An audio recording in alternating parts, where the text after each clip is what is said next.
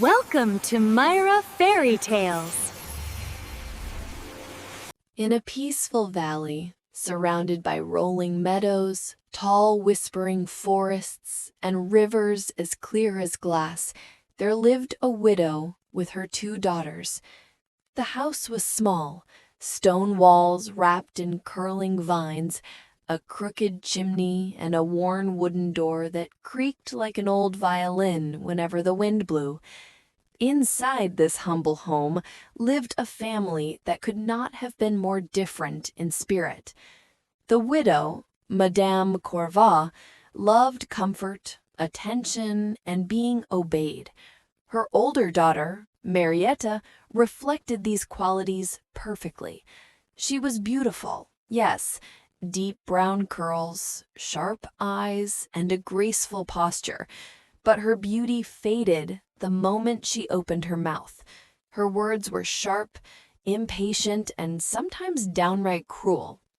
Her younger daughter, Elara, was a contrast as gentle as moonlight. With golden hair that fell softly down her back and eyes as blue as a spring sky, she was admired by the villagers. But it was her heart, kind, patient, forgiving, that made everyone adore her. Unfortunately, her mother despised these qualities and treated her like a servant. Every day before the sun had even risen, Elara swept the hearth, cooked breakfast, washed clothes by the river, and fetched water from the distant forest spring. Marietta, meanwhile, slept late, complained often, and did very little. One summer morning, after a night of storms that left the ground wet and shining, Elara took her empty jug and walked toward the spring. Birds chirped softly, droplets fell from leaves like tiny diamonds, and beams of golden sunlight danced through the trees. When she reached the spring, a clear pool surrounded by moss and smooth stones, she knelt to fill her jug. But before she could rise, she heard a frail voice behind her. "My dear child, may I trouble you for a sip of water?" Elara turned and found an old woman, her clothes ragged, her hands trembling, her eyes soft yet tired. She leaned heavily on a wooden staff. "Oh, you poor thing," Elara said gently. "Of course. Please sit." She washed the rim of her jug, filled it with the freshest water, and offered it to the woman with both hands. She even helped her drink slowly, fearing she might spill. The old woman watched Elara with deep appreciation. "My child, kindness like yours is rare. Most people hurry past the weak and weary, but you paused. You cared." Elara blushed.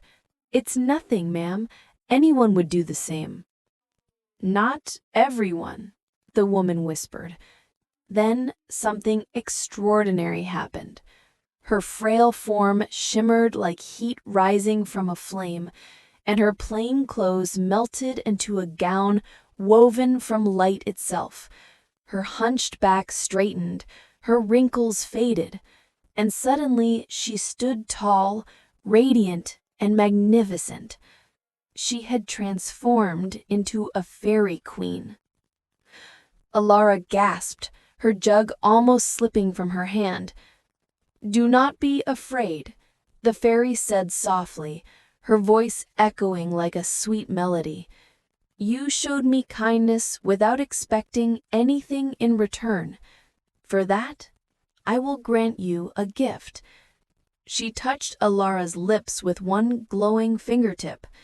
"From this moment, my dear child, every word you speak shall be accompanied by a flower or a jewel, proof that true beauty comes from a beautiful heart." Elara felt a warm breeze swirl around her, then fade. "Go home," the fairy queen said. "Let your destiny unfold." Confused but grateful, Elara bowed and hurried back through the forest.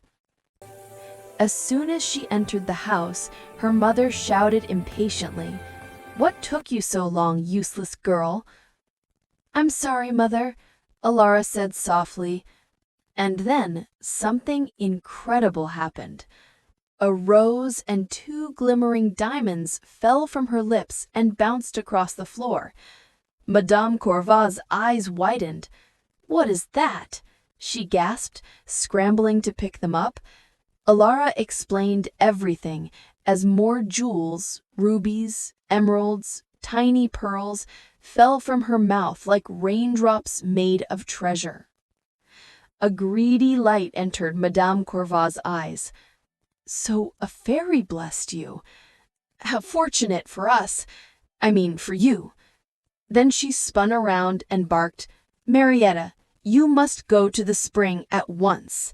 If your sister received such a gift for being polite, surely you can do the same."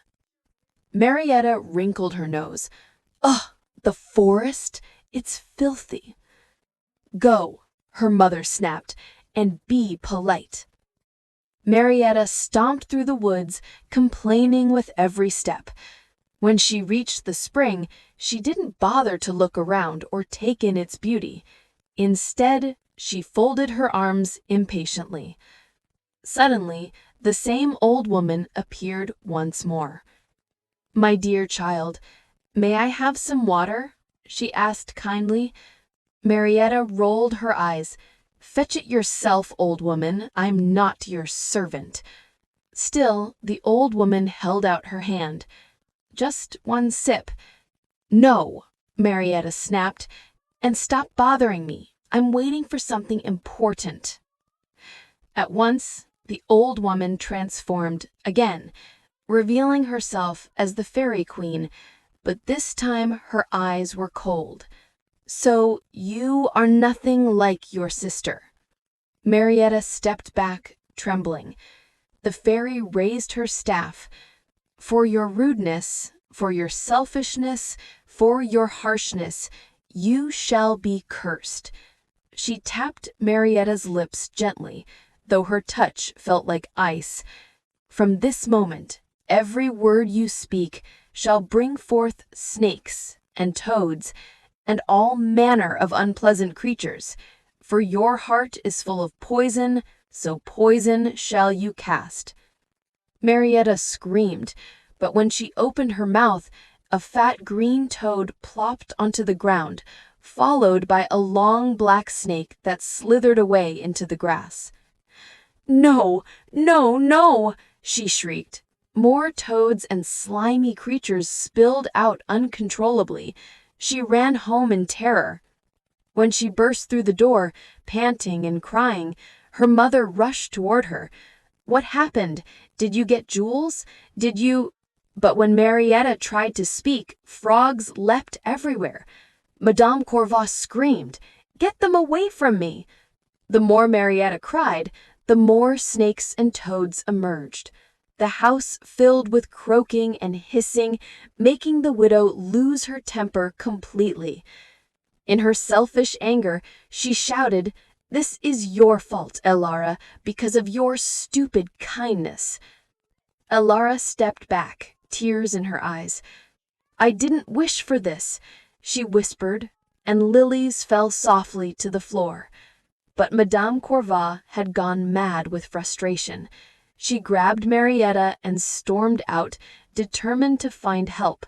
But their reputation for cruelty traveled faster than they did. No villagers offered shelter, doors slammed shut, people avoided them. Meanwhile, Elara stayed behind.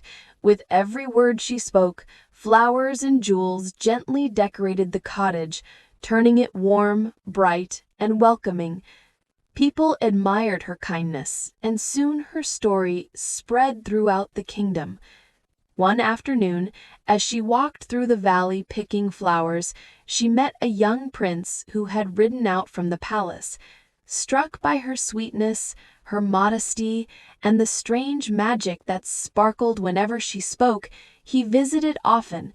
Their friendship blossomed, and soon love followed. The prince married Elara, making her the beloved princess of the kingdom. As for Marietta and Madame Corvat, some say they eventually learned to be kinder, softer, and less selfish. Others say their bitterness kept them wandering from village to village, unwanted, forever chased by the very creatures Marietta's words produced. But one thing is certain: kindness brings blessings, cruelty brings sorrow, and the heart you carry becomes the magic you create.